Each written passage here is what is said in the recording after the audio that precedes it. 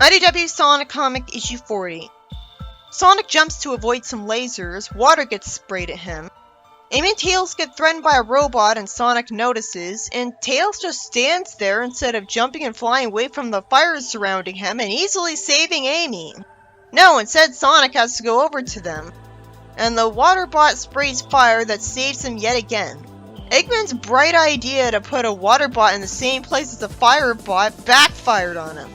At least in the Sonic X comic, the Firebot was really worth it because it got him the emerald from destroying Tails' plane. What was Eggman thinking? He could have easily had the fire from the Firebot not be extinguishable by water, because when you pour water on a gas fire, it makes it worse. Sonic tells Amy to send him upwards in spin dash form, and the wind sends him into the other robot. And for some reason, Sonic's seeing double after that, and Tails has to ask him if he's okay. If Sonic could get motion sickness, he'd never be able to handle spin dashing. It should be explained that one of the powers of that robot is making him dizzy. Then they get pinned to the floor by some wind coming to them from above. Tango falls on top of the wind bot, and that alone apparently is enough for the heroes to not be pinned down anymore. I didn't know her weight was that much. And yet she's not injured from falling onto metal. I guess she lost some rings. At least the fight was wrapped up in 2 big paragraphs. Because while it tried to make it look like the heroes were about to lose, we know they wouldn't lose. If they at least got injured on a regular basis in their fights, then we'd have a reason to think there was actual tension. But they don't even do that. Belle asks Orbot and Cubot what they do for Eggman. It's so considerate of her to care enough to ask them that, instead of just hating them. They say they cook and clean and make coffee. One of them says Eggman's very particular and wants a coffee nice and strong with no milk. And Belle guesses that he wants tons of sugar. Belle's startled when Eggman comes onto the tablet and yells at Orbot for letting Tango get into the room. And then he asks what that yelling voice was, and engages autopilot on the robot. He says she's made of unconventional material, but he'd recognize the joint design anywhere, and only he builds machines like that.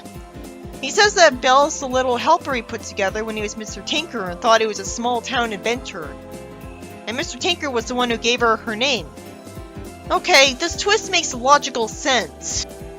I like it better than her being made by Eggman when he was evil to try to sabotage the heroes, which would try to corrupt her as a character because she was meant to be a problem. Like the Fiona Infiltrator robot. Belle's upset about him wanting to crush Sonic, and says with tears that he wouldn't do that without a reason.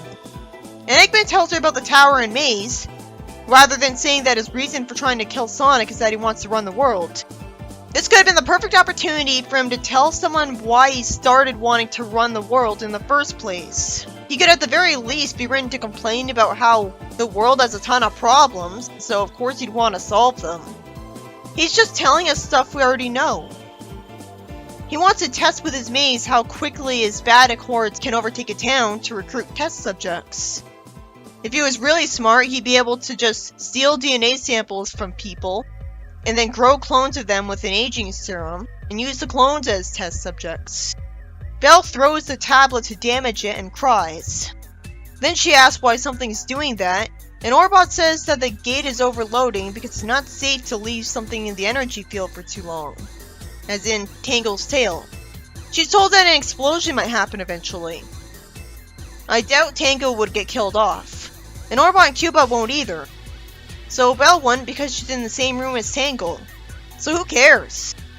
The heroes still aren't done yet. So Amy smacks something green into a robot to damage it. Then Tango tells Sonic and his friends to grab on, and it takes way too many panels for her to get them out of the portal. Belle warns the heroes, and Amy says the portal's pulling stuff in. Why? I guess because of the whole electromagnetic field is expanding thing. At least it's better justified than when the portal to the Zone of Silence was doing that. It needed a trigger to make it like a black hole. Orbot and Cubot hold on to Tango's tail, and Orbot tells Sonic that the fastest way out of here is straight ahead and then a right. So Sonic tells everyone to grab on and runs out of the tower instantly to get them to the plane. At least Belle survived. There's a bunch of electricity around a machine, and Eggman's still alive but kind of burned. Lucky for him. It turns out that the tower's disappeared. Who who cares? If Eggman can create a portal to another universe like it's nothing, he can create a way to get out of it from the materials inside of it. Eggman being sent to another dimension along with its base is just a ripoff of the ending of Sad AM. But at least there, we weren't given any reason to believe that he could invent a way to escape it. So it seemed like it had some genuine finality to it, especially since it was the final episode. So they're gonna thank Orbot for telling them the fastest way out, right? Because that's how they avoided Eggman's fate. Tangle asks what they're gonna do about Orbot and Cubot, and Amy's very merciful in saying that the restoration's above taking prisoners. Belle's nice enough to advise letting them go, and Sonic says that whatever they do isn't their call. At least they're not as dangerous as Metal Sonic, so it's understandable to be like that to them. Tangle asks if they should just toss them off the plane, and for some reason Orbot says yes, because I guess he's super confident that it won't break from it.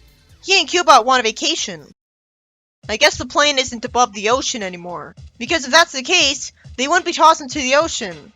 The robots wouldn't be very happy about being tossed into the ocean. I know there was an ocean on the way to the tower. I hope I see what they're gonna get up to. It's merciful of the writing to let them have a break from Eggman. It's nice to have Tails ask Belle if she's okay. After Belle doesn't want to talk about it, she fortunately wraps up the plot thread by changing her mind and telling them that she was built by Mr. Tinker. She had been hoping that if she could just talk to Eggman, he'd understand and explain. She cries, and Amy tears up too, and Tango reassures her that Mr. Tinker would have been proud of her for doing good today. I understand why she wouldn't have told them she was made by Eggman at first, because she didn't know them, and the first thing Sonic did when he saw her was try to attack her. And everyone she talked to said that Mr. Tinker turned out to be a monster all along. But still, everyone knew that Mr. Tinker was a good guy. So if she had just told everyone that she was made by Eggman when he was good, from the start, well, why did she think that would be too scary? Like, there's no negative consequences to her telling her friends who she was made by. So it ended up being pointless to drag out her telling them the truth. It wouldn't have been as pointless if she was made by someone else than Eggman, who used to be good and then became someone that she'd be ashamed of. And that person was someone that the heroes didn't know about. They wouldn't have had a reason to be forgiving of and immediately understand that she was made by someone nice if it was someone that they wouldn't have had a reason to know about. The text in the last page had to spoil it for me that the Zeddy would return before I had actually started reading the next issue. I had actually forgotten all about the Zeddy still being on the planet after all of the events of this arc, because they spent so many issues in one place. This issue, by Evan Stanley, is about the portal that Tango went into overloading because her tail was in it for too long, after she makes sure the heroes beat the robots and escape it. So the portal ends up sucking the whole tower into it with Eggman, but I'm sure he'll be fine, and escape effortlessly. Good thing Orbot and Cubot get to have a vacation from him. And it turns out Belle really is made by Eggman, when he was Mr. Tinker. Talk about so predictable that it's unpredictable. Characters kept being suspicious of her because she might be by Eggman, but she said she wasn't. And I thought that idea was interesting. It's so heavily foreshadowed in that direction that your only hope is that it won't be that obvious. Thank goodness there's the additional twist that Eggman made her as Mr. Tinker, which explains perfectly why she's a good robot and keeps her integrity. She was intended to keep being a good robot. It's still a bit underwhelming of a reveal though, because I assumed it'd make more sense for a creator to be a creator of a bunch of other wooden puppets. A new character, not just an old one. Because that would have been a guy who already got into the habit of that. Why did Eggman make her of that material? I guess that wood was all he had access to, in a field surrounded by trees. But he was able to make a robot, and that would require wires. I guess he had barely any access to metal at all, only enough to make wires.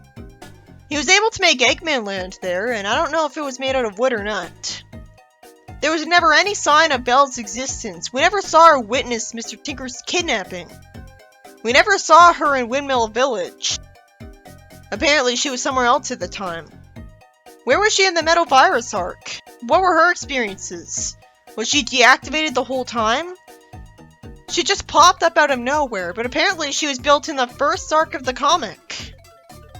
Belle having a creator who used to be good but went evil is reminiscent of Shadow as well, because Shadow's creator was Gerald Robotnik, who turned evil.